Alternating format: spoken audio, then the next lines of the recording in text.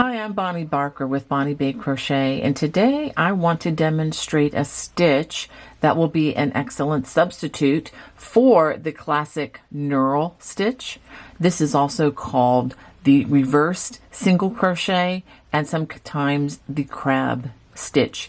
It can sometimes be a nemesis to crocheters, even experienced crocheters, because working in the opposite direction, that would be from left to right for right-handers, and that would be from right to left if you're watching the left-handed version of this. Okay, so what I've done is I've crocheted the traditional knurl stitch so that you can compare to what I'm about to do. So this stitch was worked in the front loop only from left to right, and then followed up with the next row, which is a row of single crochets worked in the remaining loop. So what I'm going to do is I'm going to show you how to do this two different ways. Okay, I am going to assume that the pattern calls for a knurl stitch and working in that remaining loop, or working in the front loop only, but I'm going to do it in a different way. I'm going to turn, chain one, and starting in that first loop, I'm going to work in the back loop, and obviously I am working in the traditional right to left or left to right if you're a lefty, in the normal way that crocheters crochet. So I'm going to work in that back loop only, pull up a loop like you're going to do a single crochet, but I'm going to turn the crochet hook counterclockwise and then draw the loop through. I'm going to do this several times. Insert into the back loop, pull up a loop, twist the loop counterclockwise, and then pull the loop through. Make sure that your tension is not real tight as you do this.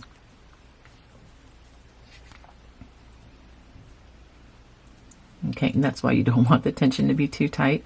It might be hard to get the hook pulled through those loops. Okay?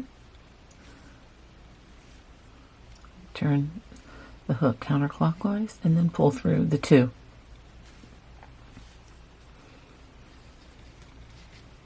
Now I'm going to turn and let me show you how this looks. Doesn't that look remarkably similar to the knurl stitch?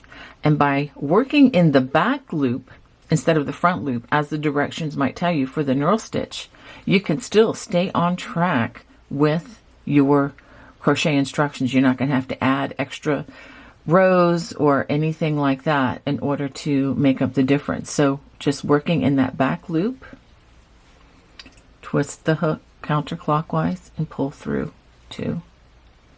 If you're watching the left-handed version, it'll be in the direction that you see me turning the hook.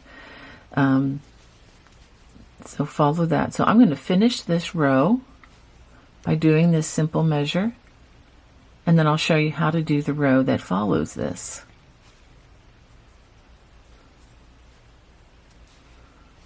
Okay, that's what it looks like on the back side, and this is what the front side looks like.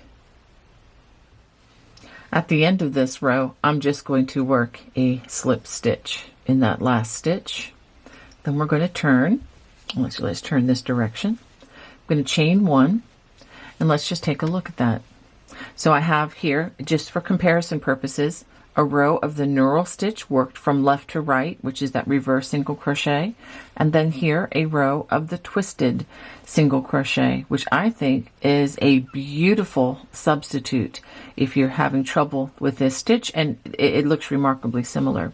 Now when you're working the next row behind this, we're just going to work a chain one and a single crochet in each of the remaining loops. And if you're having a hard time finding where that loop is, find that single crochet on the back side, and you see the loop right there.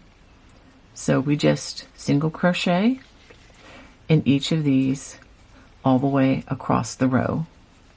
So now let's say that you want to work with the front side facing, and you can do that without having to work another row and work in the back loop.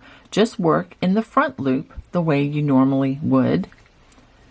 Pull up a loop, twist it, pull through, and there you go. Front loop, pull up a loop, twist counterclockwise, yarn over, and pull through. Again, just remember to keep your stitches a little bit on the loose side, because if they are super tight, you will not be able to get that hook through. Okay, you don't want it to be too loose, but just try to keep your normal gauge, your normal tension, with maybe just a tad of looseness added so that you have room to twist. All right, so you can work this. Go ahead and stop there in the front loop, and then you would come back and work your single crochets in the back loop. You would come back and work them by going into these loops and just work the single crochet, and that would help this. So this is how you can work this in the surface design. Now let me show you how you can use the same stitch to connect squares. So now let me show you how to use the twisted single crochet to connect two squares. Now I'm connecting these two squares, and I have the side that I want shown, the right side, the front side, are facing upwards as we connect these. We're not putting the front sides together, we're putting them facing upward, because the stitch that we're going to do here is a surface stitch, and we do want this to be shown. It's not a seam to be hidden, but a seam that's also decorative. So we start with our slip knot. I'm starting in the corner, and I'm going to pull that tightly. And just also to let you know, this yarn is not the yarn that I would normally choose to go with this design. I'm just using this to accent what we're doing with these particular stitches. And it's also a bit thinner than what I would normally use, but it still will work. And let me show you how to do this. So we're going to put our hook under the two loops of the one square, and then two loops of the next square. So you've gone under two sets of the V's that occupy the top of a crochet stitch. Pull up, twist counterclockwise, grab and pull through two. And we're going to just do that all the way across.